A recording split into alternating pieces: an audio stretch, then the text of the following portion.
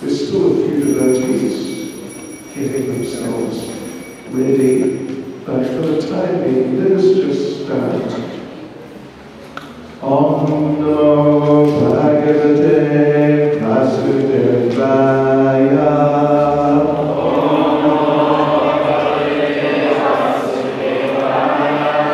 Om Namo Bhagavate Vasudevaya.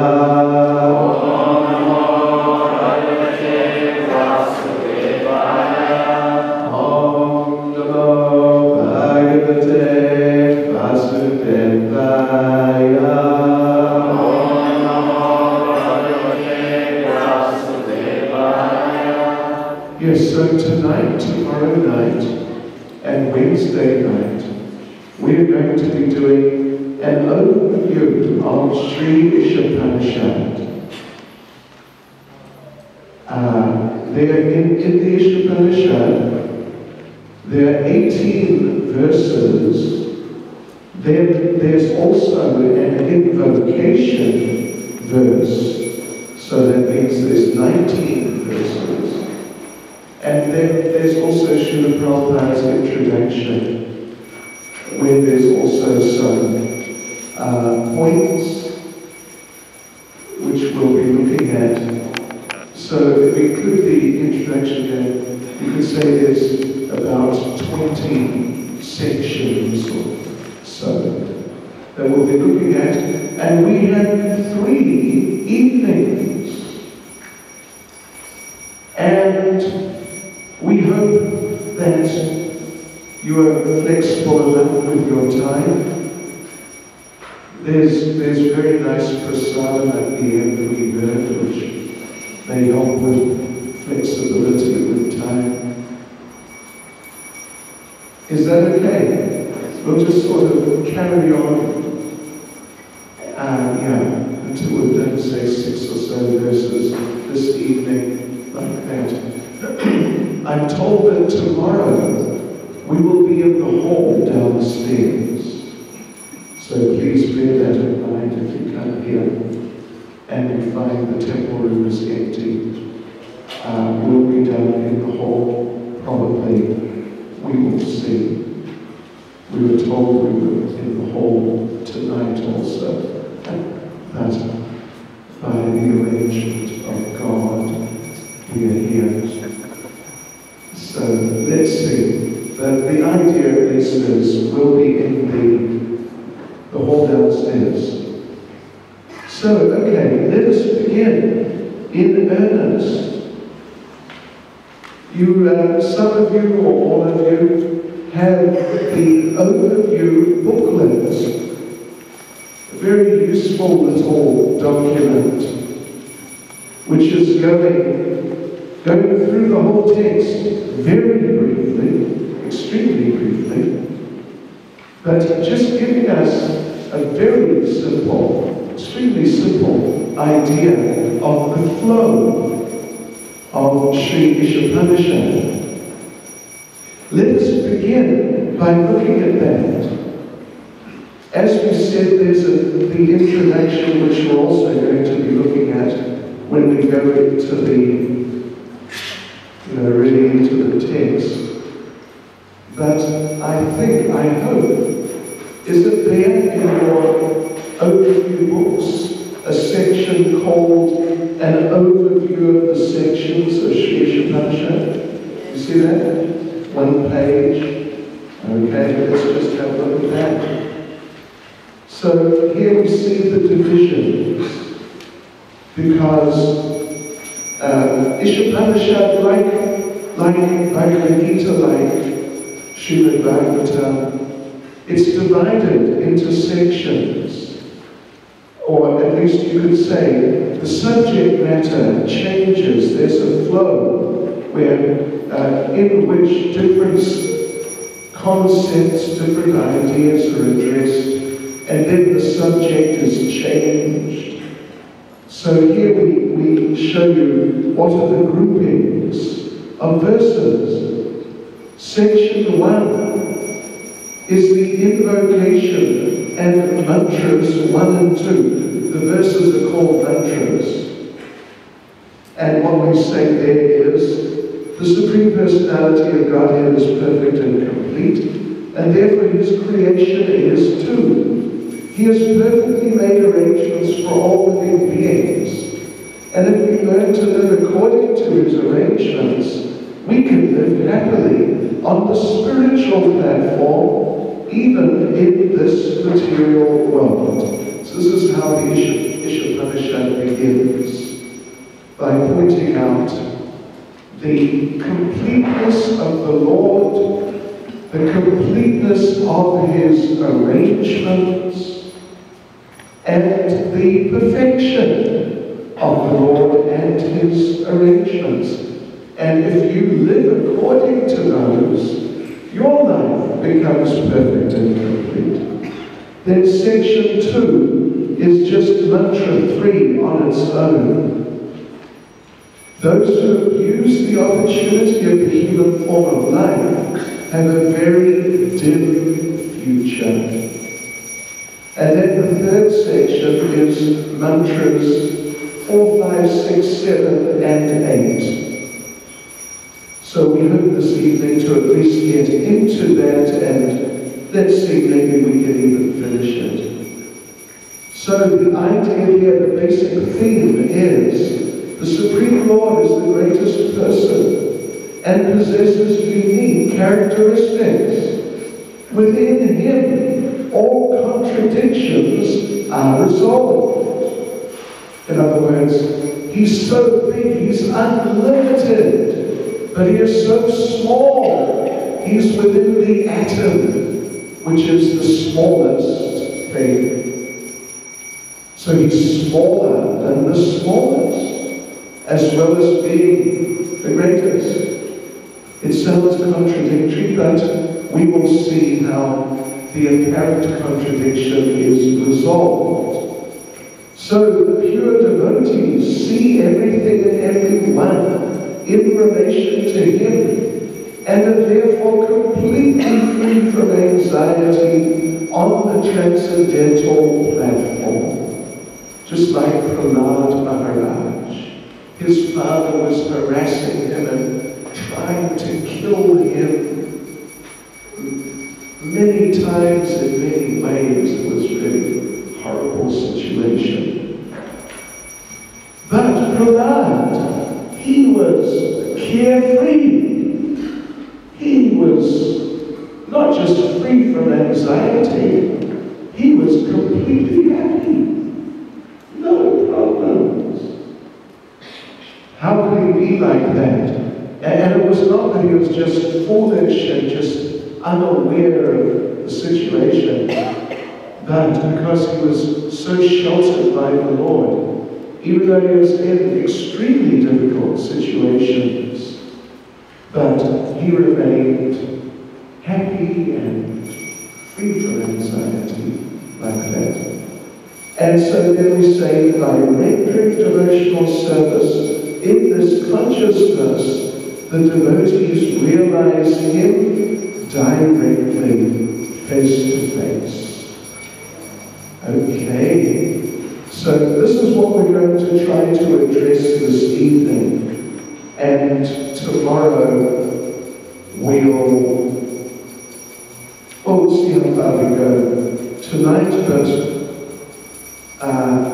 if things go nicely, tomorrow we'll do the 4th section, so we'll read that bit tomorrow. Okay, so if you've got your book, open your book and the introduction, I think.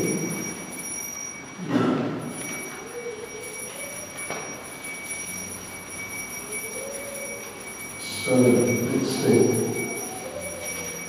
Well, one thing which there used to be a preface to this book, like another introduction, which seems to not perhaps have made it into this version, such as mine.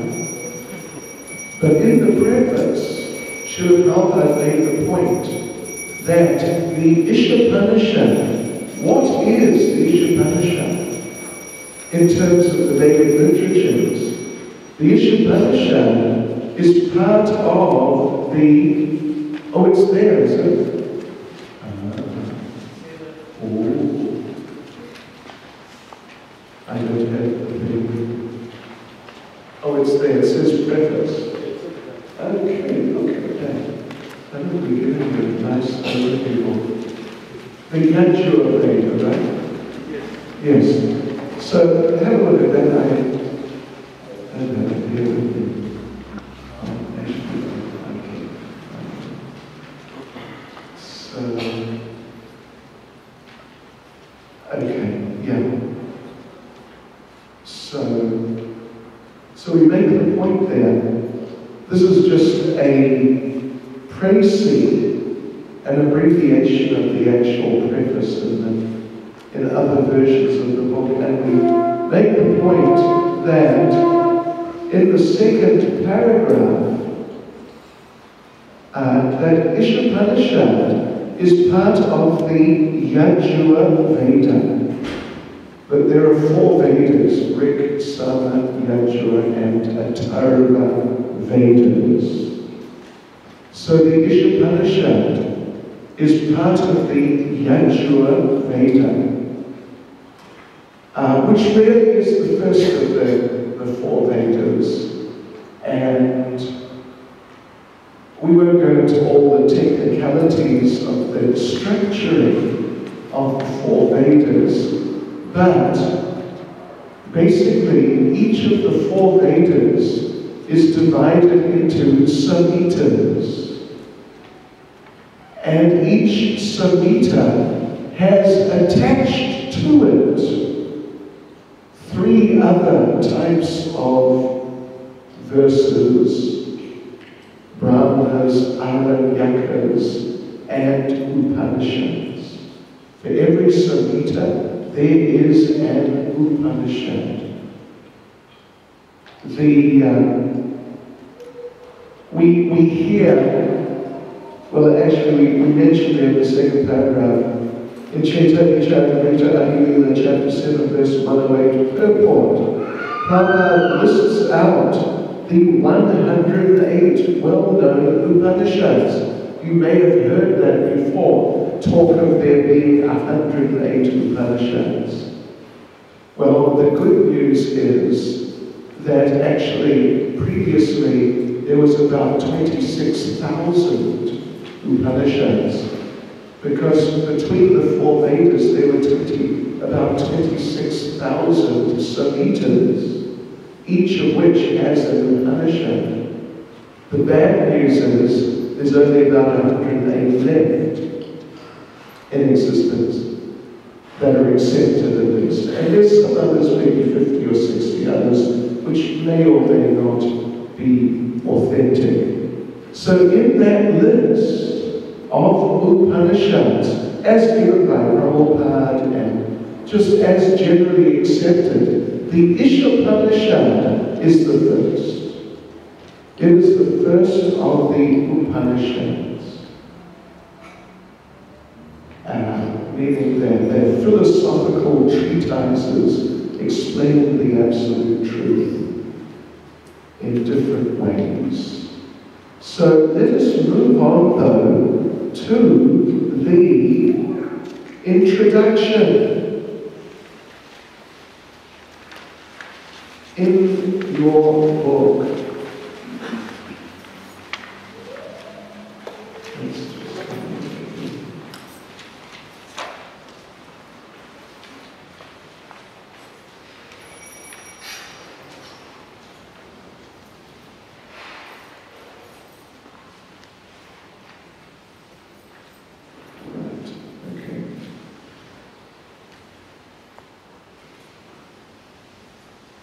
so let's see, what does it say in your book?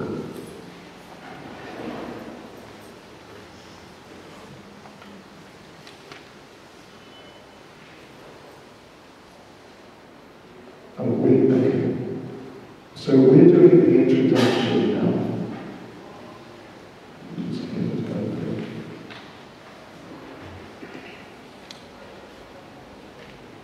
Sure. Okay. So, Srila Prabhupada's introduction takes the form of a lecture he gave in Conway Hall, London, October 6th, 1969. So, what we've stated there is basically a summary of the actual introduction, and there's a few points, important points that we can just note.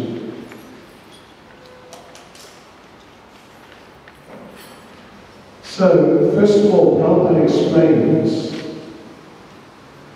what are the Vedas? The Vedas are coming from the Lord, from the transcendental realm.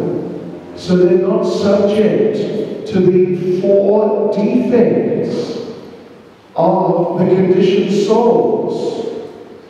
Who can tell us what is one of the four defects? Annaji? Commit mistakes. Yes. The propensity to cheat. Ladies. Yes. Imperfect senses. And gentlemen, what's the fourth? Illusion. Yeah. So we have imperfect senses. We perceive everything wrong. We perceive everything wrong. And then on top of that, having perceived everything wrong and come to certain conclusions and develop certain ideas of what is this world, but of course we perceived it all wrong. Then we take those ideas and then we make mistakes. We analyze, but we analyze on the basis of our imperfect perceptions. We analyze and we make mistakes when we analyze. And then third, we're in illusion. We think we're these bodies. And life is for the enjoyment of these bodies. So we apply our mistaken conclusions, which we are arrived at through that faulty perception of this world, we apply those to an illusory concept of what is life. And then on top of that, we cheat ourselves too. It's interesting, the word teach and the word cheat. If you just change over the T and the CH, teach becomes cheat. So Prabhupada gives examples here.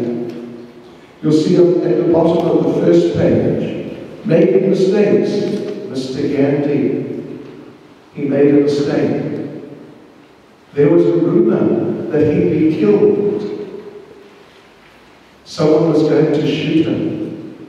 Actually, the day before, someone had been there. They were going to shoot him from outside, over the wall. But then, so the fellow was climbing up over the wall to shoot Gandhi, and someone came along. And so the man had to run for it, and he dropped his gun. And they found the gun. So they understood someone wants to kill Gandhi, and they told him. But then he thought, no, it's okay. No problem. And he paid for that mistake with his life. So then, to be illusioned over the page, Prabhupada gives as an example of being illusioned that we think we are these bodies. I'm a man, you're a woman. I'm a European, most of you are Indian, some are male, some are female, older, younger. So we accept that this is who we are, but it's not true. Just imagine, in your previous life, ladies, in your previous lives. Some of you may have been big, strong men. And some of you, gentlemen, may have been very beautiful, refined, and cultured ladies. But look at what happened. Because Prabhupada explains elsewhere, actually in the 4th canto of the story of King Paranja, that generally people during the course of their life, the thing they're most attached to, at least one of the things, if not the thing, they're most attached to is the opposite sex. And in so many cases, their minds are focused on their husband, their wife, more than anything else in their lives. This is quite common. And of course, Krishna says in Bhagavad Gita, whatever you remember at the time of death, you attain to that state. So if the main thing you've been remembering during your life is your husband or wife, then in your next life, you'll take that type of body. So someone who's a lady, it's very likely in their next life they'll get a male body, and vice versa. So, but here we are, we're sitting here, and everyone generally thinks, yes, I'm a man or a woman, this is what I am, that's it. It's an illusion. It's not the only illusion, but it's one of the main illusions that Prabhupada gives it as an example. Then, in the next paragraph, third defect is the cheating propensity. And Prabhupada doesn't mention it here specifically, but elsewhere he does, the theory of evolution, it is taught in schools. And in many parts of the world, it used to be taught not as a theory, but as a fact. Yeah, but it's not a fact. It's still a theory. And it will always remain. It cannot go beyond the theory level because it's just wrong anyway. So this is not teaching, it's cheating. And then at the bottom of page 2, lastly, our senses are imperfect. Prabhupada says, someone will challenge, can you show me God? But do you have the eyes to see God? Prabhupada says, if we turn off the lights, we cannot see ourselves. How many of you have seen your eyes? How many of you have seen your eyes, your actual eyes? You may say, oh, whenever I look in a mirror. But that's not your eyes, it's a reflection. I looked at a photo, but that's just a photo. None of us have seen our eyes. Can you show me your intelligence? Which pocket is it in? Yeah, or top pocket. No. So many things we cannot see because we are not equipped. We're not equipped to see them. So, to see God, you have to be equipped. You have to be equipped. And an example we give sometimes is that in this room here, there are television waves. And if we set up a television, and I don't know about now, but in the old days we used aerials. And you had to move the aerial around and get the picture. So the thing is, the picture is already in the room, but it needs to be translated into a form which our senses are capable of perceiving it in. Yeah. So our senses cannot even see the picture, the television picture, unless there's some special arrangement to translate it so our senses can then perceive it. So why would we assume that we can see God? So then Prabhupada goes on to talk about the Vedas, how the Vedas are taken to be authoritative, and we can just have a look on page 3, about halfway down. I don't know, how many of you have books? A few of you? Look over your neighbor's shoulder if you don't. About halfway down page 3, Prabhupada says that Vedic principles are accepted as axiomatic truth, for there cannot be any mistake because it's coming from the Lord. That is acceptance. For instance, in India, cow dung is accepted as pure, and yet cow dung is the stool of an animal. And of course, we all know that stool is just too dirty, but not cow dung. It's stool, but it's not only not contaminating,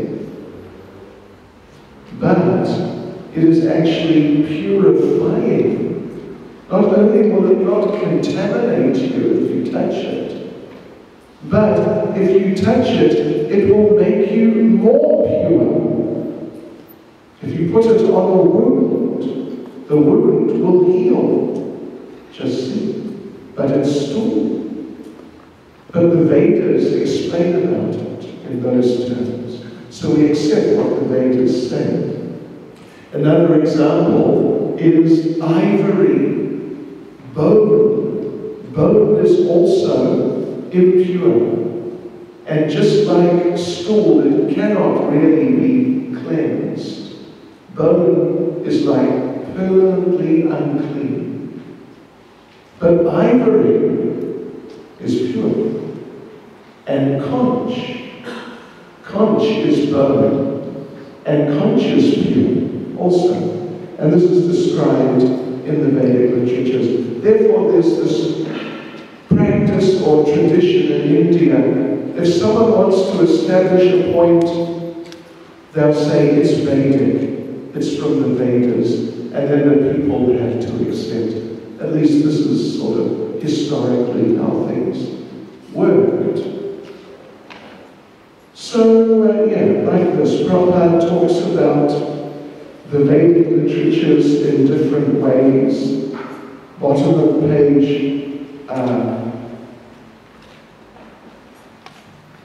4, how the Vedic knowledge came from the Lord to Brahma.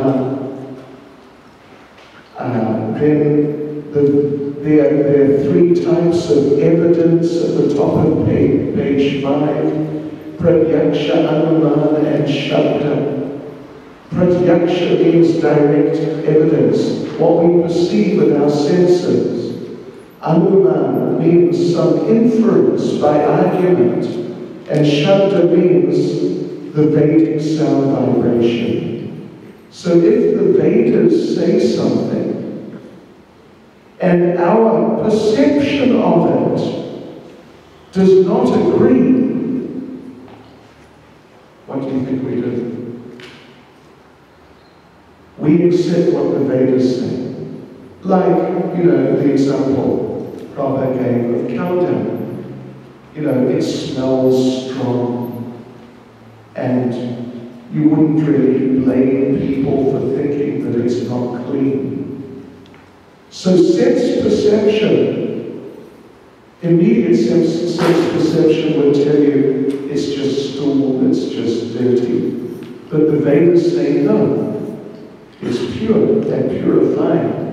So when there's a clash between what we perceive or what we may think on the basis of different arguments and what is presented in the Vedic literatures, when there's a clash, we accept what's stated in the Vedas.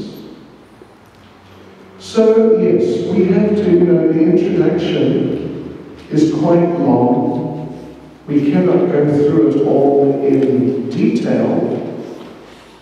But at the end, page 10, Prabhupada summarizes by mentioning so many of the great acharyas, Baladeva, Jabusha, Ramanuja, Madhvacharya, Shankaracharya. Ultimately, the point is they all accept the Vedic literatures as being authoritative. So let's move on to verse mantra 1. And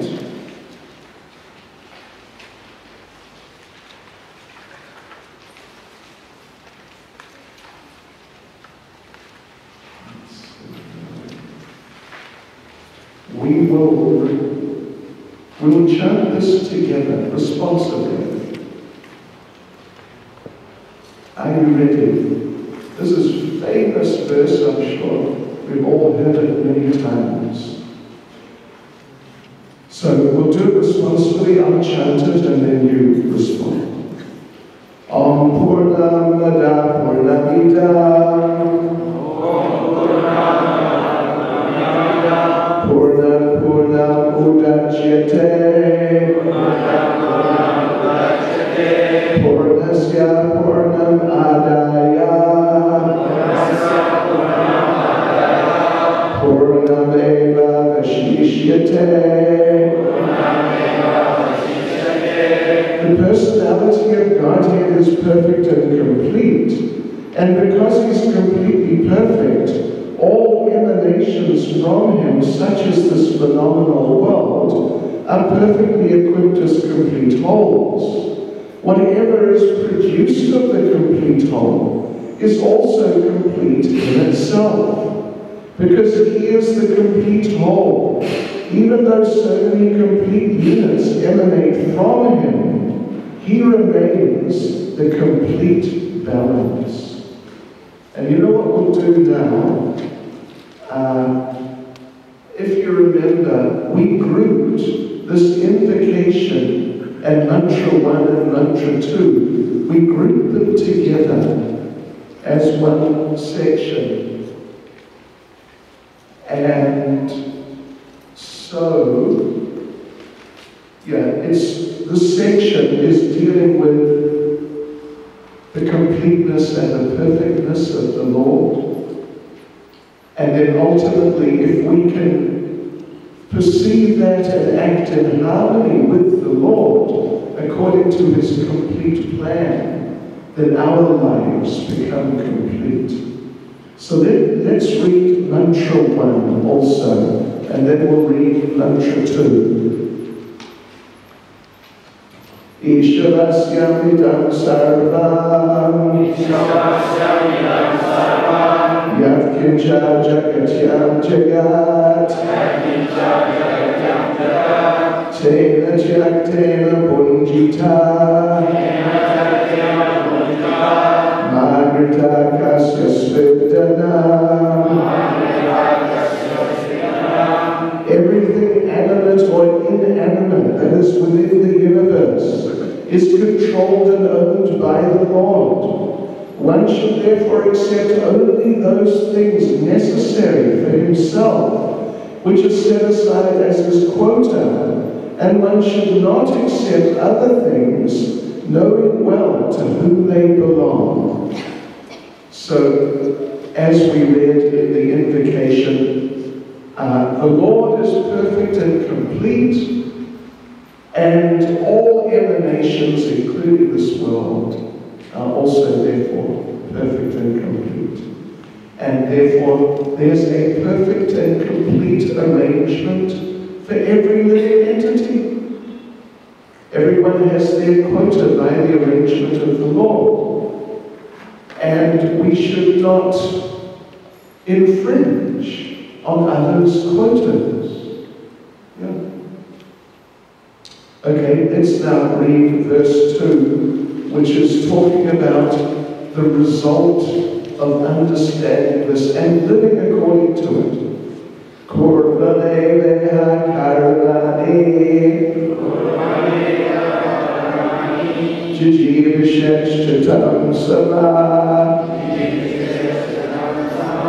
Evan twaina netetosti nakarma lipitenare. One may aspire to live for hundreds of years if he continuously goes on working in that way. For that sort of work will not bind him to the law of karma. There is no alternative to this way for man. So there you have the the invocation of the first two verses. Let's now just have a look at some of the points that come up in the discussions. So, just bear with me, I have to find my notes here.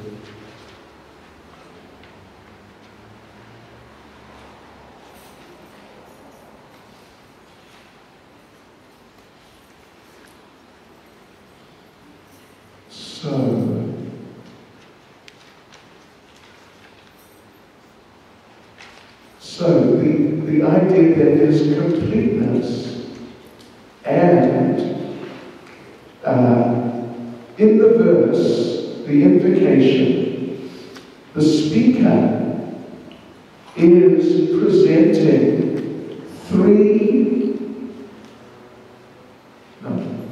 in the purport. In the purport, let's look at the purport. Srila Prabhupada presents there the first 3 paragraphs, 3 examples of completeness and perfectness. In the first paragraph, Srila Prabhupada is talking about the realization of the absolute truth, or the nature of the absolute truth, and the fact that the absolute truth can be realized in 3 aspects: impersonal Brahman, Paramatma, the super soul, and the Supreme Personality of Godhead, or Bhagavan, Krishna, in the kingdom of God. Brahman means essentially the spiritual energy of the Lord. The spiritual energy. Sometimes people talk about the light. Have you seen the light? Very profound. God is light. God is energy. So of course here in the room we have light. And we know that all these lights, it's not just that each one of these little light fittings is manifesting its own light. It's coming from the powerhouse. And the powerhouse was built by and is run by people. So really the light is coming from people. They're translating energy into light. This is what they're doing. So therefore, Brahman, or that impersonal light, the effulgence of the body of the Lord, is spiritual energy. It should not be taken to just be some independent existence. God is light, and that's all God is. He's only light. No. God himself is behind the light. The light is coming from him. And when we come to the last section on Wednesday, then we'll see how the speaker starts praying in a very heartfelt way to the Lord. And he says, please take away the light. He's seeing the light coming from the body of the Lord. And he prays, please remove your effulgence so I can see you, who is behind the light and from whom the light is coming. So that sort of idea that God is light, etc. It's an incomplete realization of the absolute, although that light is part of the absolute because it's the effulgence of Krishna's body. And then the super soul is also partial. The super soul is also partial. He's within every atom, he's within our hearts. And he's overseeing and controlling what goes on in this world. But in the kingdom of God, there is no super soul. Did you know that? In the kingdom of God, there is no Paramatma, that small form of the Lord within the heart, or very small within the atom. In the kingdom of God, there is no super soul, because Krishna is there. And he's doing everything. So that super soul, Paramatma form of the Lord, is just managing things here within the material world. So to realize him or understand him is also not a complete realization or understanding of God. But the complete understanding is Krishna, the Lord, in the kingdom of God, who has expanded as the super soul, and the effulgence of whose body is that spiritual light or Brahman. So this is in the first paragraph, this is what Prabhupada talks about. Understanding the absolute truth completely and perfectly, and not just partially in one way, but missing out some other parts. Then in the second paragraph, Prabhupada points out, this is the second aspect of completeness or perfectness, that the Lord has created this material world also to be complete and perfect. And as we read in mantra number 2, if one realizes this clearly, one can live happily in this world because it's part of the kingdom of God and Krishna looks after his devotees. Even though it's the material world and is famous for being faulty in many ways, but if one understands that it's Krishna's energy, and if one lives in harmony with Krishna as his devotee, then one will not feel like I must get out of this world and be liberated. The pure devotee is willing to take birth again and again, as long as he or she can be engaged in the Lord's service, even though it's the material world. So the material world then is another example of completeness and perfectness coming from the Supreme Lord.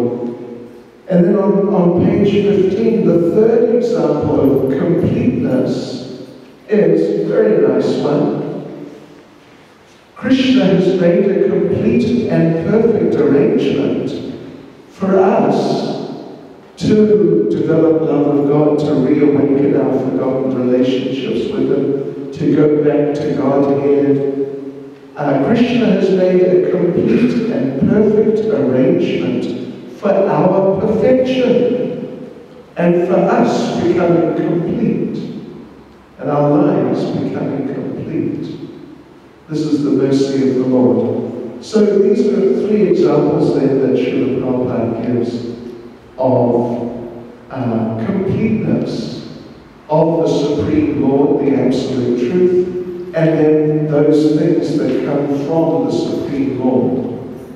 Everything is perfect and complete. Prabhupada, there's one lecture Prabhupada gave on this invocation, and let me just read a few sentences from it. Prabhupada says, so if you want to get out of this entanglement, there is a complete arrangement, complete facility. Tesham Santi Yuktana Bhajatam Priti Purvakam. This is a verse from Bhagavad Gita that those who are engaged in devotional service, Krishna says, Yoga Kshamam Vahavyaham. I take personal care. I take personal charge for their maintenance. This is complete arrangement. So then, yes, in the fourth paragraph, in the second half of page 15, Prabhupada makes the point that because we do not know that there's a complete arrangement in nature for our maintenance, we make efforts to utilize the resources of nature to create a so-called complete life of sense enjoyment. Because the living entity cannot enjoy the life of the senses without being dovetailed with the complete whole, the misleading life of sense enjoyment is illusion. So because people overlook the perfect and complete arrangements of Krishna and just try to do their own things and supposedly improve things and supposedly make things better, they mess up what is otherwise a perfect, very nice arrangement and create chaos. Welcome to global warming. Welcome to financial crises. Welcome to so much belligerence, aggression, war, violence in so many ways, raping and killing, and wow, Hare Krishna. Welcome to 2013, planet Earth. But the idea is, we're going to make things better so we enjoy more. But what happens is that by going against Krishna's natural arrangements for life in this world, everything becomes degraded. Even, we see pictures of Krishna, baby Krishna, and he's got beautiful jewelry. Krishna's preschool, he's like 2 or 3 years old. All he's got on is a little black strap around his waist with a bell on it, and some jewelry, and that's it. But that jewelry is all solid gold. And the gems, they're not little pieces of plastic. Even cubic zirconia is too expensive nowadays for many people. But it's all real gems. And that's Krishna, and he's preschool. So imagine what his mother's wearing. But nowadays, so many people, they like to decorate themselves, of course, and show off a bit. But all they can afford is some plastic jewelry from Shanghai, which has got some fake gold coating on it, which is maybe a couple of thousandths of a millimeter thick. So, by trying to improve on the natural arrangements of the Lord, so-called improve, the complete, perfect arrangements of the Lord, people have created chaos and everything's become degraded. So, yes, Prabhupada says that all forms of incompleteness, this is back up at the top of page 15, 5 lines down. All forms of incompleteness are experienced due to incomplete knowledge of the Supreme, of the complete whole. Prabhupada gives an example in a lecture on the subject of if you have some complex machine, and in the machine, there are many moving parts, and there are many screws holding it together, and they're all part of the functioning of the machine. So Prabhupada makes the point that if one screw falls out of the machine, when the screw is in the machine, it's very valuable. Without it, the machine may not work. It may just seize up or stop somehow. But when the screw falls out of the machine, you look at the little screw, it's just something, it's got very little value. Very little value. But when it's in its place in the machine, it contributes to the nice functioning of the machine. So ourselves, when we become separated from the plan of the Lord, then we become like that little screw that fell out of the machine, is kind of useless, and you may just throw it away. So, like sometimes, how's this for an example? The hand is part of the body. It has value when it's part of the body. But sometimes people say, "Can you lend me a hand?" Has anyone ever said that to you? Can you lend me a hand? Shri Jagannath Baladev Subhadra Ki Jai. So, can you lend me a hand? If the person was to say, "Oh, you want a hand? Oh, okay, I'll lend you a hand," and then whack. Hey, cut off their hand. Yeah, you want a hand? Take a hand. I've got two. So you can have one. How would that be? Wouldn't be very good, would it? When the hand's separated from the body, then, it's shocking actually. It's ghastly. Can you imagine finding a hand somewhere? But when the hand's on the body and everything's working nicely, well, the hand's very useful. So it's that sort of principle. And we are parts and parcels of Krishna, who is the complete whole. So we're sort of like hands in relation to the body, ourselves in relation to Krishna.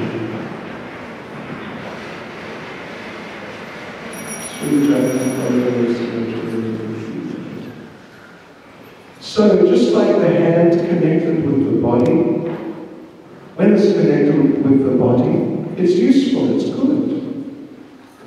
So when we're connected up with Krishna in devotional service in our natural position, then that's wonderful. And our lives become glorious. And the great devotees, they are glorious. But like the hand, we're cut off from the body and just separated. When we're separated from Krishna, then our position is hopeless. Very unfortunate. So Prabhupada then goes on to say at the bottom of page 15 and over onto 16 that any attempts we make through social activity, political activity, communal activity, international activity, or even interplanetary activity will remain incomplete until they're dovetailed with the complete whole. Let's go on to mantra number 1. So we will read through it. It's a very nice mantra. Everything animate or inanimate that is within the universe is controlled and owned by the Lord. One should therefore accept only those things necessary for himself, which is set aside as his quota, and one should not accept other things, knowing well to whom they belong. You know, one of the problems in this material world is people, of course, they don't want to just settle with their quota, they want more. But because there's a quota system, it's not like there's unlimited supply of everything, and everyone can just take as much as they like of everything, and just, have as much as they like. Well, the supply is limited, and it's divided up in quotas. So if you take more than your quota, what does it mean? It means you took from someone else's quota. And they're now going to be in difficulty. And what happens when people get into difficulty? They have no money or no... What do? Do they just say, oh, too bad, I've got nothing. Let me just lie down and die? No, they usually fight back. They usually fight back. And therefore there's so much crime and, things like this, even political movements, like socialist, communist movements.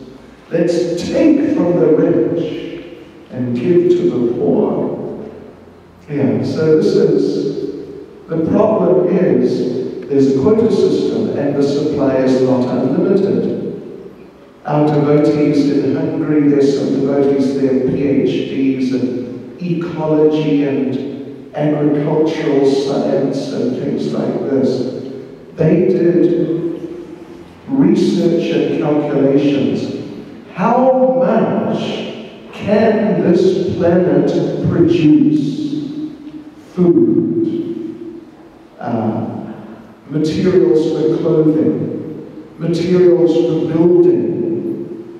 How much can this planet produce? Energy. How much energy can this planet produce? And then they did a calculation. How much of all these things does your average American consume? And they came to a certain amount, so many kilos of food and so on and so on. All the consumables, all the necessities of life consumed by your average American.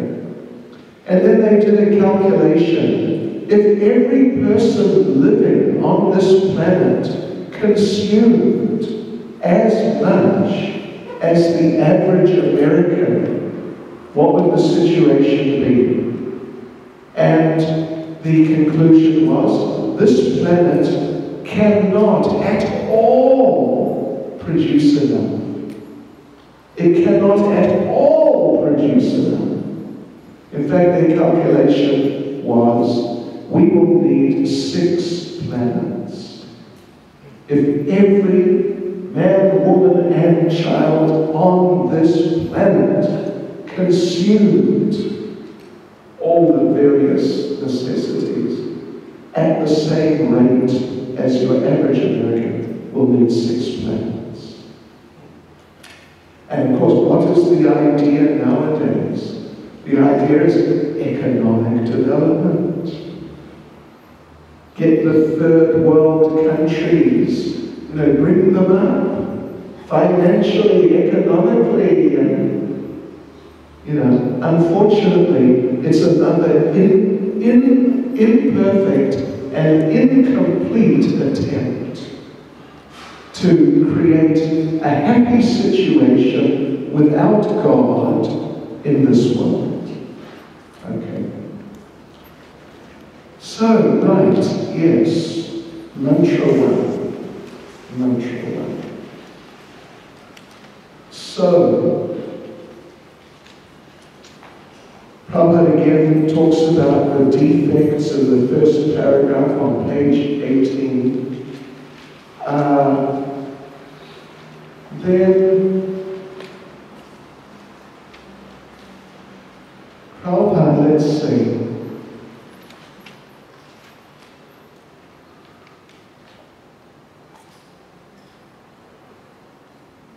Oh, actually, page 18, about 3/4 of the way down, it says, Prabhupada says, this Isopanisad is part of the Yajurveda.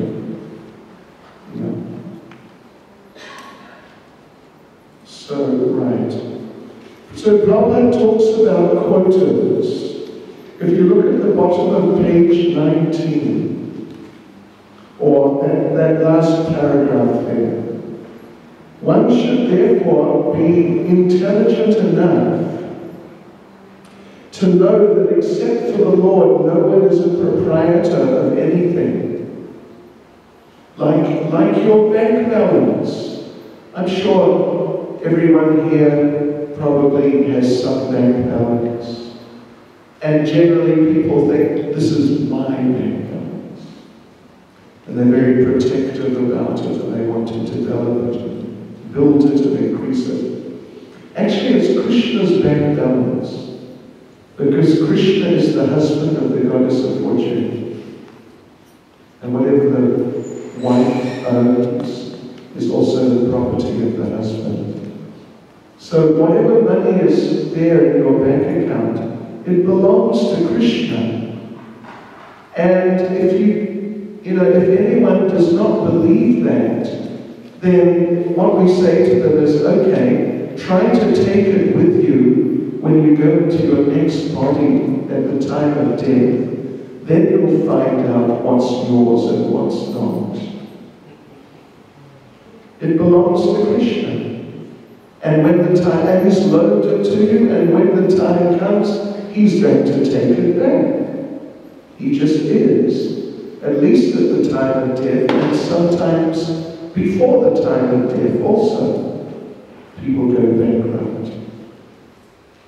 Yes. So we have our quotas, and then Prabhupada goes on to talk about quotas in the form of talking about diet, food. This is at the bottom of page 19 in that last paragraph. The cow gives milk, which is food for us. The cow does not drink her own milk. And even, the fact is, of course some people say, well, the calf should just drink all the milk. But the fact is, if the calf drinks all the milk, the calf dies. Because it's just far too much for that cow. Therefore, cows are like domesticated animals. They have to be managed like that. So the cow doesn't need the milk she produces. That's for us. And the cow eats grass. We don't eat grass.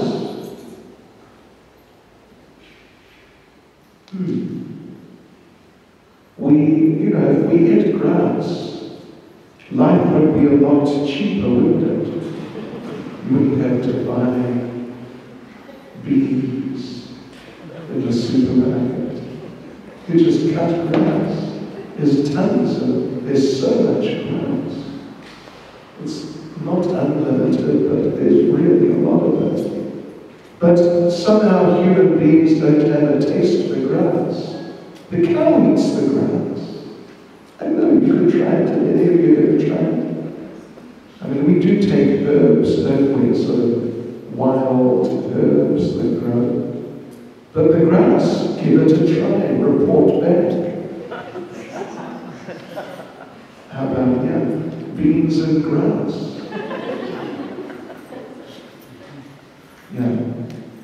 So it is part of this arrangement of quotas is part of that. The cow eats the grass, we don't.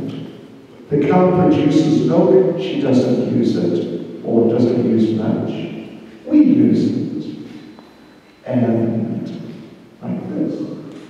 This is an example of the quota system as developed by the Lord. And, tigers eat meat and drink blood. And that's not for us. That's also not for us. Actually, Prabhupada talks about that on page 21, right in the middle of the page. The tiger does not eat rice and wheat, or drink cow's milk, or eat beans, because he has been given food in the shape of animal flesh. See that? Anyway, I like beans. It's just a small joke. So anyway, the thing is, just going back to page 20. Page 20, Prabhupada talks about the supply of natural resources like rock and things like iron and wood and whatnot, cement. A laborer is building a house using bricks and cement and wood, etc. But just because the laborer builds the house doesn't mean that the laborer can say, well, it's my house. It's not. It belongs to the owner. So just because we utilize things from this material world and can do so many things with those things, doesn't mean they belong to us. I read a joke. Listen to this, it's quite good. A scientist was speaking to God and said, we can make people now. We don't need you. We can make people in test tubes. No problem. And we can take some earth and we can make people take the different chemicals from it. We can take dirt and form it into the likeness of you and breathe life into it, and this way we can make people. God said, wow, that's interesting, show me. So the scientist bent down to the earth and started to pick up some earth. And God said, no, get your own dirt.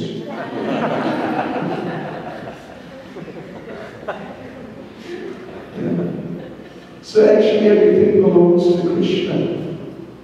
And we just appear here in the middle of it all and start thinking it's ours. South Africa belongs to who? The Afrikaners, the Zulus, or who does it belong? Who doesn't belong to any of them? Belongs to Krishna. So yes, so there on page 20, Prabhupada's making the point sort of in the middle of the page and down towards the bottom of the page. Prabhupada's talking about how the capitalists, they want to take the resources for themselves. And don't worry about the other people, let them just maybe do somehow, as long as we live nicely. And then the socialists come along and say, everything belongs to the state. Sounds a bit better in certain respects. But who does the state belong to? The state belongs to Krishna. Everything belongs to Krishna. So we have to try to recognize this. So going over to page 22, Prabhupada explains there we should understand how the laws of nature are working and use everything in the service of the Lord. If a man neglects the instructions of the Vedic literature, his life becomes very risky. A human being is therefore required to recognize the authority of God, of the Supreme Lord, and become his devotee. He must offer everything for the Lord's service and partake only of the remnants of food offered to the Lord. So like that. This is the basic understanding here. We should understand how everything is perfect and complete, and there's a perfect and complete arrangement by the Lord. Then we should just take our quota and utilize everything for His service, and then our lives will be very happy and we'll be very comfortable, everything will be nice. But if we just do our own thing, then we create chaos. Down the bottom there, last paragraph, or just above the last paragraph, those who do not offer their food to the Lord eat nothing but sin and subject themselves to various types of distress, which are the results of sin. So when anything is not offered to Krishna, but here you can just, Prabhupada's talking about food specifically. When your food is not offered to Krishna, you're eating lumps of sin. What do you think? You can ask someone, would you like some sin? Half a kilo? Can I curry up some sin for you? Braise it, some braised sin. Actually, that's what the situation is, in fact. So Prabhupada concludes that the root of sin is deliberate disobedience of the laws of nature through disregarding the proprietorship of the Lord. Disobeying the laws of nature or the order of the Lord brings ruin to a human being. And this is what we see going on now in the world. There's so much financial difficulty, political difficulty. It's amazing, actually. And people have a type of optimism, like, oh, it'll come right. But one day, it will not come right. One day, it will just get worse. That's what's going to happen. And in fact, this is Kali Yuga. So it will really happen. It's not a matter of if, it's just a matter of when. Let's go now to mantra 2. What is the result if we accept this, understand this, and live like this? Well, mantra 2 says, one may aspire to live for hundreds of years if he continuously goes on working in that way. For that sort of work will not bind into the law of karma. There is no alternative to this way for man. So, in the purport, Prabhupada's talking about how everyone is bound up by karma. But Prabhupada explains, particularly on page 24 in the second paragraph, there are 3 types of karma. All karma is not equal. There are 3 distinct types of karma. Karma meaning work, activity, which includes the reaction to the work. When we say karma, in the sense of work, We mean the activity itself and its reactions. Not just the activity, but its reactions also, its results also. So it's like a coin, two sides of a coin. When you have the head side, you automatically have the tail side. You cannot say, I'll just take the head side. You keep the tail side. Heads I win, tails you lose. Anyway, you have the head side, you have the tail side. So you do your activity, you have the reaction. You cannot say, well, I'll just take the activity and the reaction, no thanks. You can't do that because they're just two parts of one thing. And of course the reaction may come later, may come a lot later. I've told the story before, you may have heard. The Beatles, when they started, they got into Krishna consciousness, and all of them, all four, they really got into it for a while. But then, particularly John Lennon, really got out of it after a while. Really got out of it after he met Yoko Ono. So one day during that period when John was like on his way out, but not completely out yet, he was meeting with the devotee and they're having a discussion, philosophical discussion about karma. And John Lennon was saying, no, there's no karma. Just do whatever you like, and when you die, that's it, it's the end. So there's no karma. And the devotee, of course, was saying there is karma. And it became like a fairly heated discussion, even an argument. And after a while, John Lennon got a bit sort of frustrated, and he left. He got up to leave.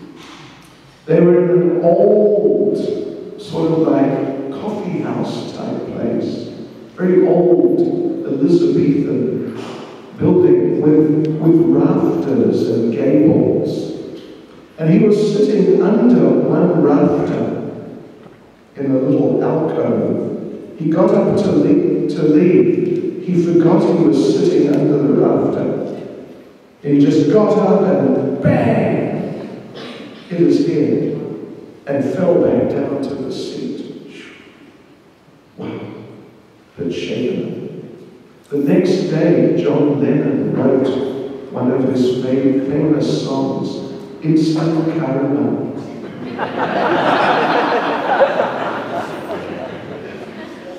It's true.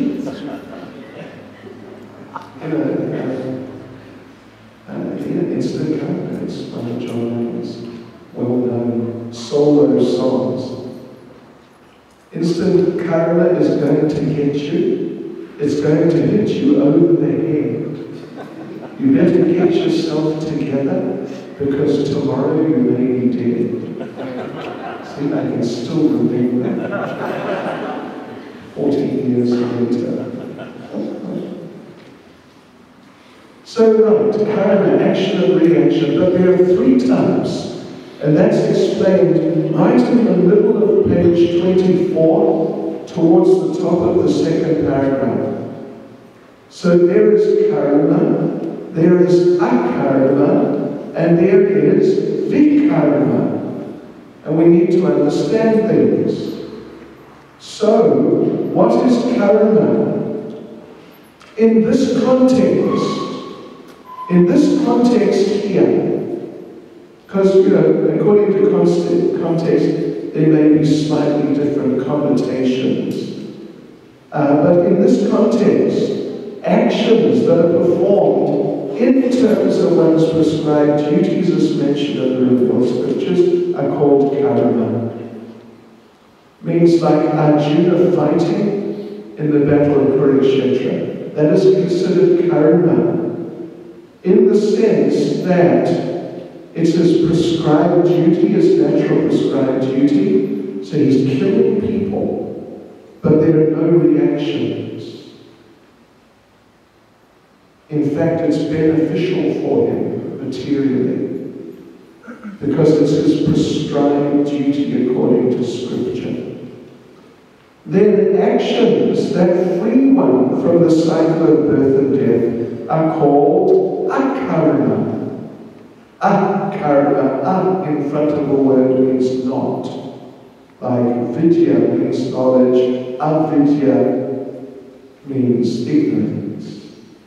Agyana, om agyana tamarandasya, you know that prayer. I was born in the darkness of ignorance. Agyana. Jnana means knowledge. So agyana.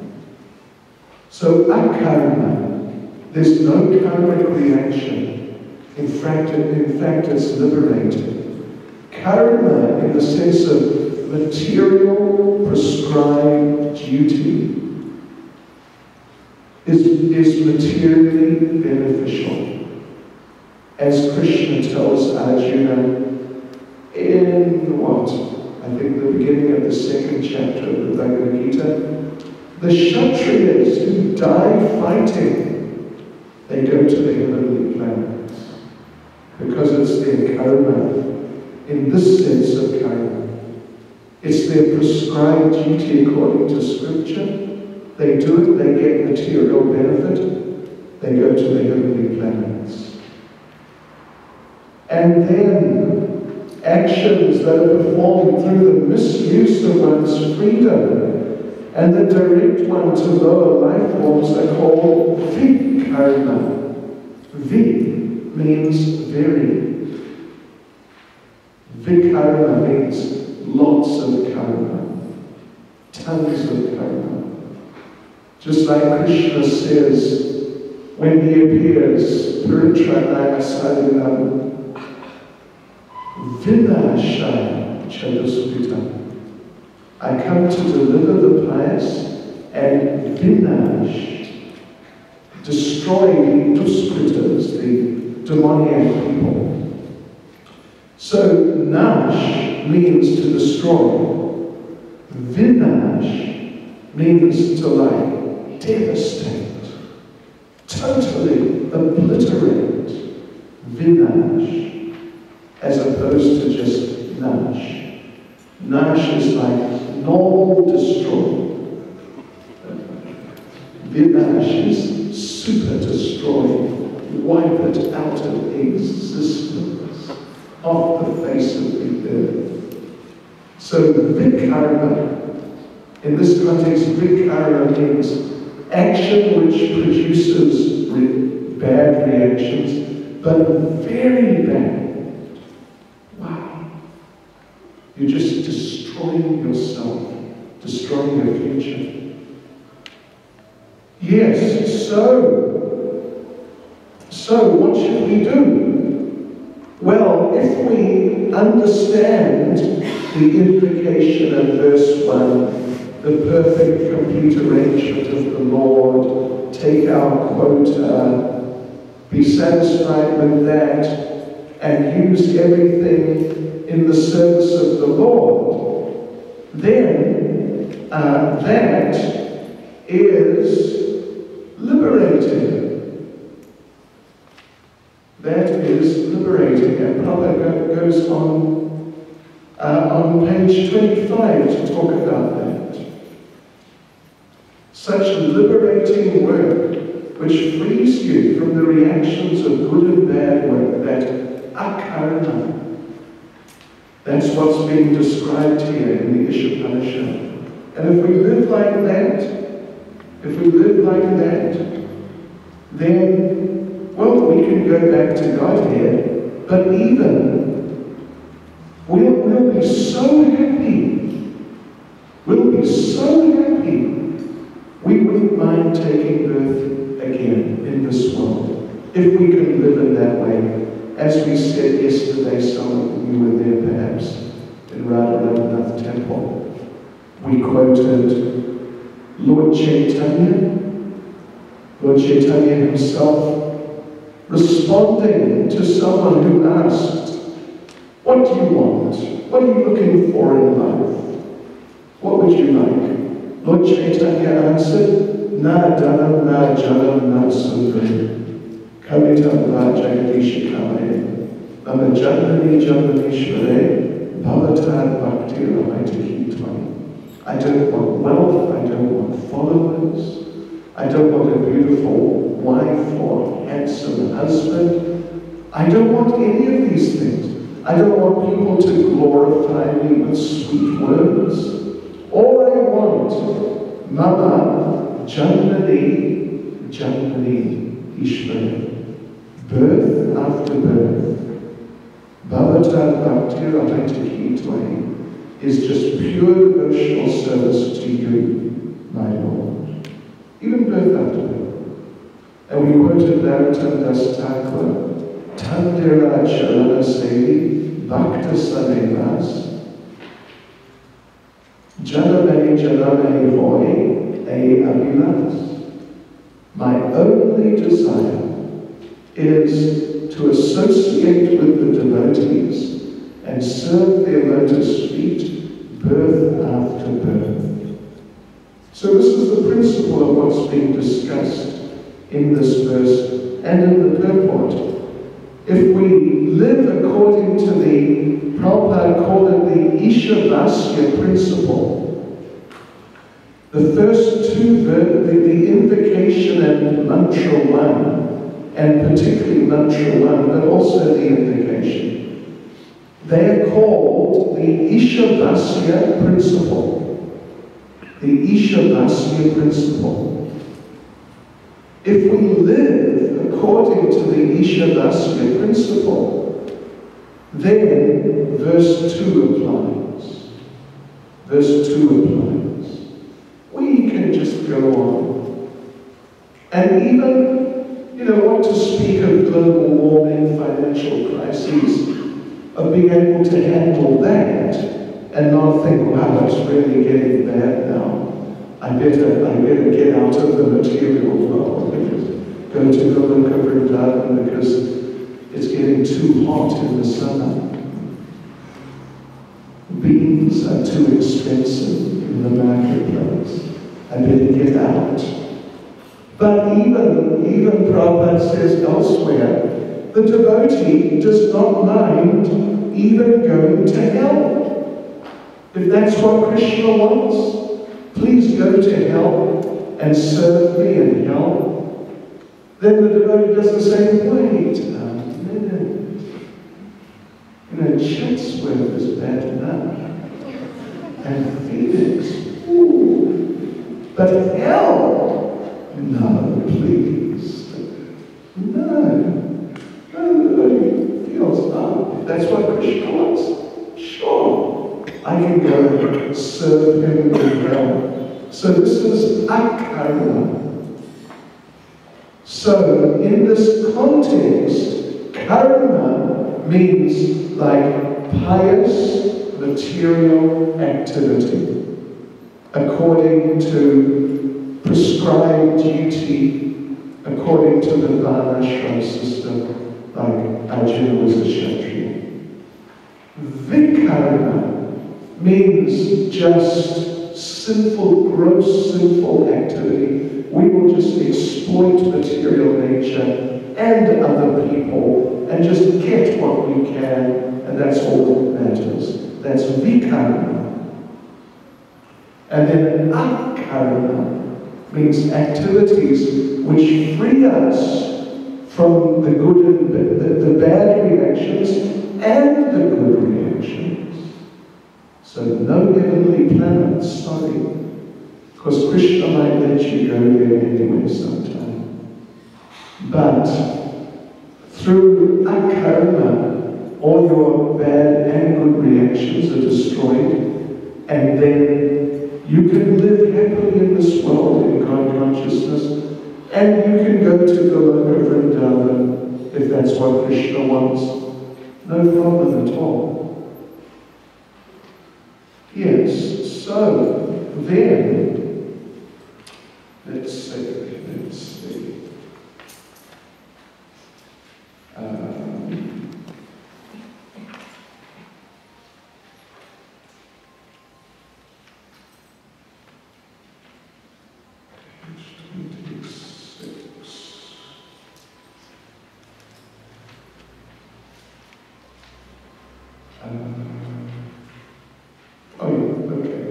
Page 26, like 10 lines down, the beginning of that paragraph which begins there.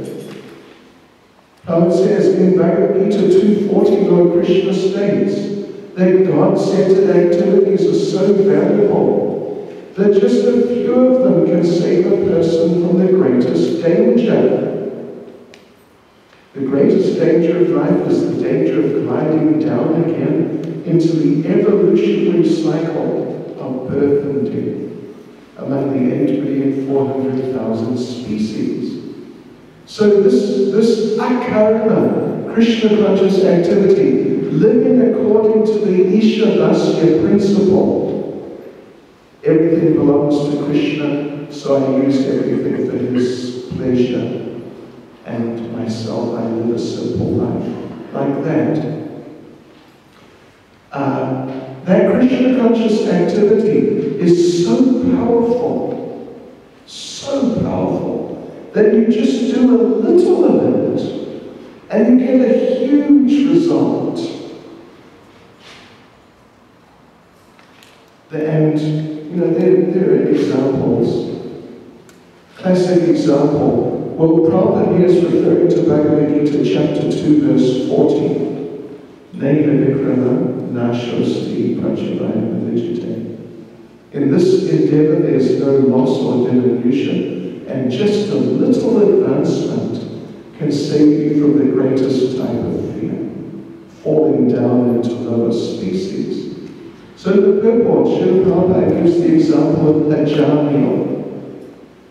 Many of you will have heard of him. He was born in a good family, very pious, a religious, like saintly family.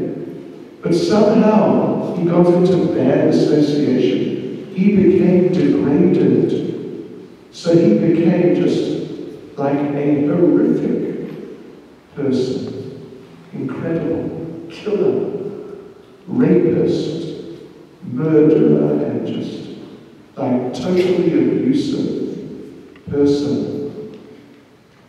It's a long story, but somehow, he had in his older age, his wife or partner gave birth to a child. They named the child Narayan because it was a popular name.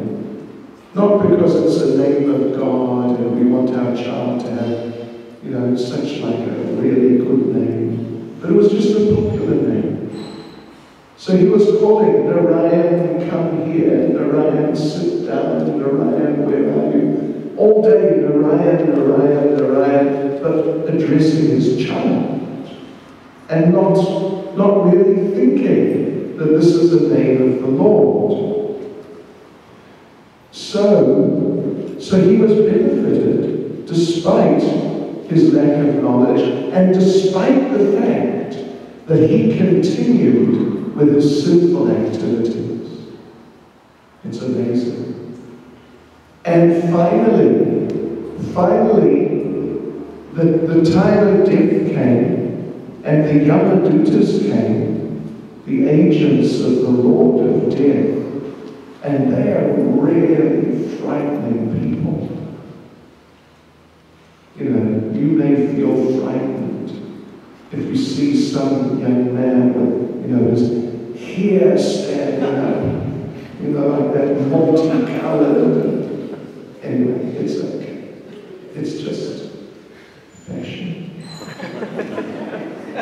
The fashion will change, don't worry. Short back and sides will come in. So, the Yamadutas, they're like just hellish, ghoulish, terrible creatures. And they come and take sinful people at the time of death. So they're going to take a Jamil, but then the Vishnu Dutas intervened, the messengers of the Supreme Lord. And they said, no, you can't take him. We're taking him to the Lord. And the Yamadutas said, that's ridiculous. You got the wrong man. This is a Jani. He was just the worst person. So you must, maybe it was his next door neighbor that joined him. But the Vishnu said, no, it's a Jani. And they had a whole big discussion about how chanting the names of the Lord at the time of death liberates a person even from unlimited sin. So like I said, it's a long story, but basically, Ajahn went back to Godhead. On the basis of chanting the name of the Lord, sometimes, not always, he was not doing 16 rounds a day. Just sometimes when he was calling for his child, and not in some devotional mood or something to do with the Lord, some attitude like that, glorifying the Lord. He was just calling his child. So, and he still continued with the simple activity at the same time that he went back to God. So this is an example which is given to show the extreme potency of akarana or Krishna conscious activity according to the Isopanisad system. How powerful it is that even though a person has immense bad karma, they were doing so much vikarma, but just a little bit of Krishna conscious activity, even if it is not done nicely, even if it is done badly, but it has such an immense effect. So, yes, in this way, we conclude the first section, establishing the Isopanisad system and what it is, how it works, and the value of following it. Let us go on to mantra 3, which, if you remember, it says in your books, it is a section on its own. We've separated it from the other mantras because it's addressing a different subject, and it's the only verse which is really addressing the subject. And what is the subject? The subject is those people who do not follow the Isopanisad system. Those people who just do their own things, etc., and just try to enjoy life independently, eat, drink, and be merry. I remember, preaching in Russia, and I would use this little saying every now and then, eat, drink, and be merry. And my translator into Russian language, he didn't catch it. And I was using it regularly. So every time I used it, he would do some translation I wasn't really listening. And he'd sort of look at me with a puzzled look on his face. And eventually I figured out he was translating it, not eat, drink, and be merry, but eat, drink, and be married.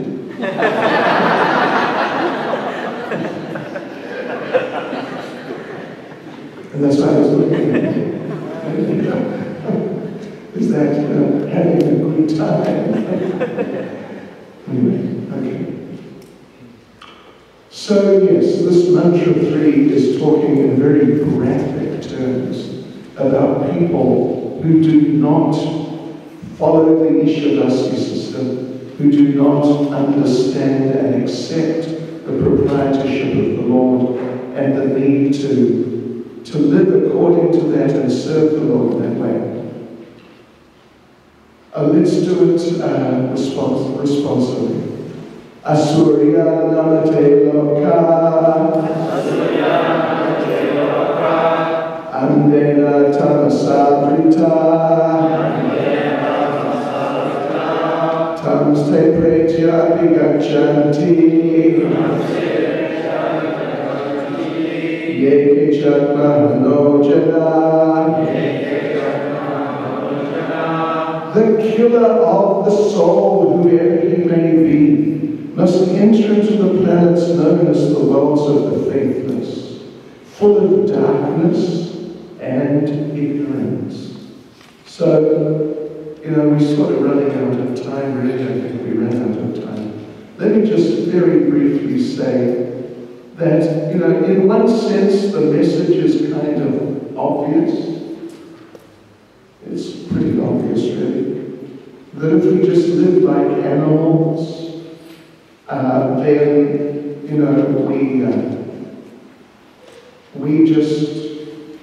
we end up going to the worlds of the faithless, full of darkness and ignorance.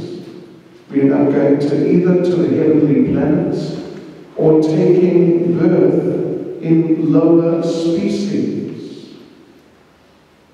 So Prabhupada says in paragraph 2, let's see, yes, that the last 6 lines on page 30, the paragraph right in the middle of the page, if with all the facilities we have of the Vedic knowledge, the devotees trying to distribute Vedic knowledge, if with all these facilities a human being does not fully utilize his life for self-realization, he must be considered Atmaha, a killer of the soul.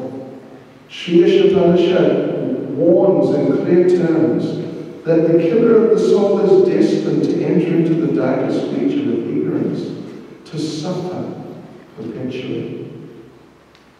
The Prabhupada goes on to talk about, at the bottom of page 30 and coming over to the top of 31, Prabhupada makes the point that as humans we have more facility than the animals and the plants. We have so much more facility. But Prabhupada makes the point, with the facility, with the opportunity, comes responsibility. The animals, some of the animals kill. That's how they live. But they don't get any bad karma. But if we kill, even if we just kill vegetables, and we don't offer them to the Lord, if we just take vegetables and just cook them and eat them just like that, then we get reactions. You can't just say, well, it's vegetarian, so it's okay. It's vegetarian, but it's not okay at all. You'll get bad reactions, like we said, eating lumps of sin, even if it's vegetarian sin. Yeah. So there's this responsibility for humans, because we have developed intelligence, the capacity to understand God, and to try to develop our relationship with Him. Because we've got these opportunities and facilities, we have great responsibilities. And if we abuse the facilities and opportunities, then we get reactions. Just think, one potato, one bean, one dumpling.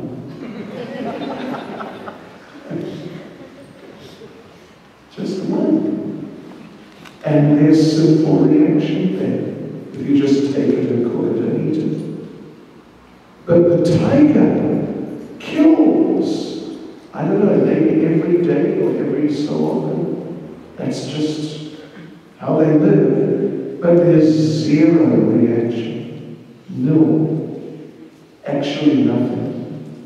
But we cook and eat one potato without offering it to Krishna, and there's significant reaction. Yeah. And, we can give a little example to illustrate the principle. if there's a piece of land somewhere in the town, just a piece of land, somebody owns it, and there's a sign, trespassers will be prosecuted. If you or I as adults go on that land, we may be prosecuted. If a little child, 2-year-old toddler, goes toddling onto that land, the person's not going to call the police because the child is less developed and so doesn't have the same degree of responsibility, but will be arrested. Or if a bird lands on that land, obviously not going to be arrested. There's probably already grass growing on the land, but the person doesn't have the grass arrested because less facility, less opportunity, and less responsibility. Yeah. So that's what's being discussed here, basically. That human beings are not really meant to just work like animals and live like animals. Human beings are meant to live as devotees. And then with that facility, with that opportunity, they can perfect their lives. Not only live more comfortably, but they can perfect their lives. Prabhupada goes on, last point I'll make, is on page 32, like halfway down.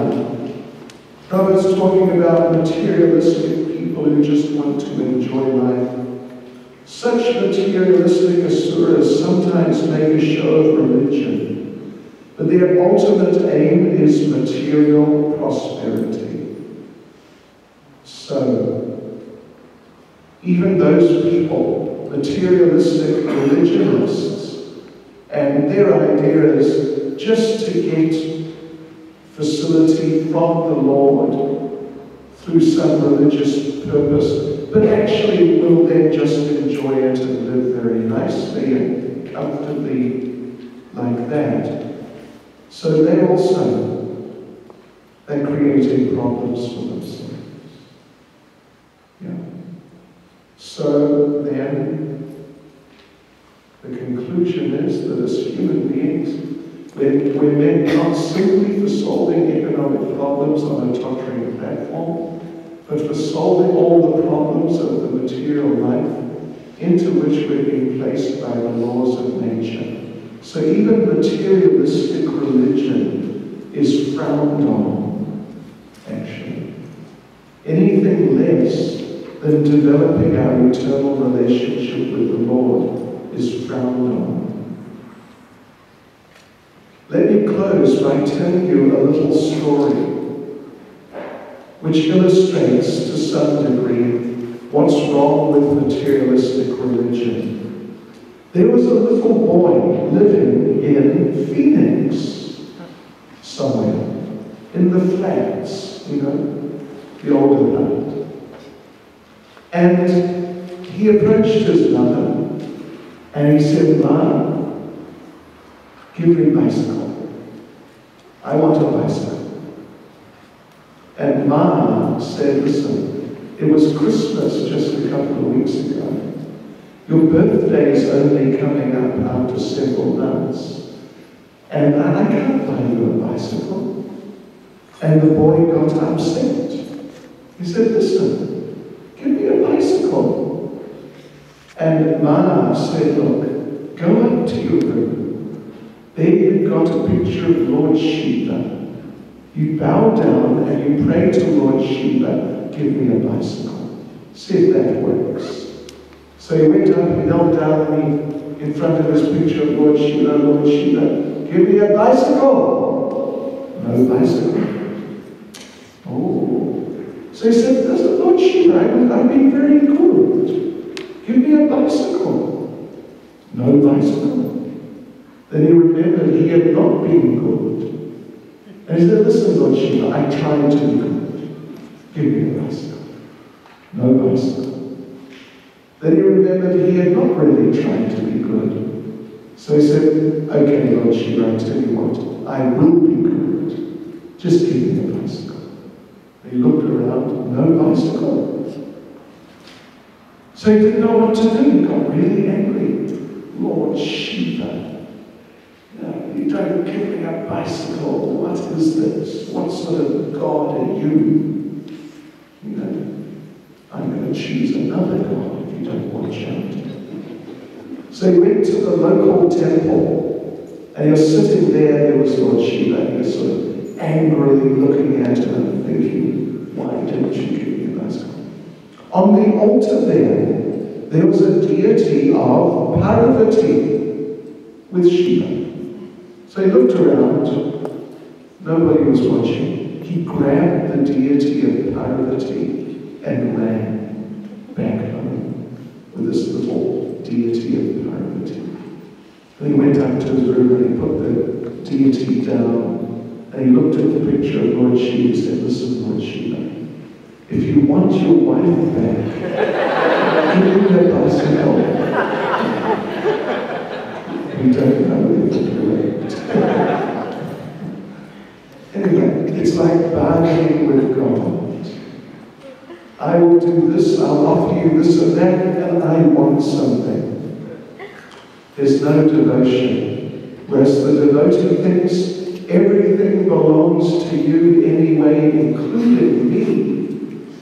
So I'll just dedicate everything for your pleasure, and you can, if you want to reciprocate, that's fine. If not, that's also fine. As Lord Chaitanya says, whether you crush me in your embrace, you hug me so affectionately and strongly, you crush me, or whether you make me broken-hearted by not being present before me, you're still my worshipful Lord. Hare Krishna. So we didn't get as far as we hoped, but anyway, that's okay. So, thank you all for coming. And tomorrow, as we said, we believe, we will see if our belief is, right or not. We believe we'll be in the hall downstairs. But anyway, we will see. Try and come if you can at 6:30. If you can, because then we can finish it a bit earlier and still get through all the material. Srila Prabhupada ki jai.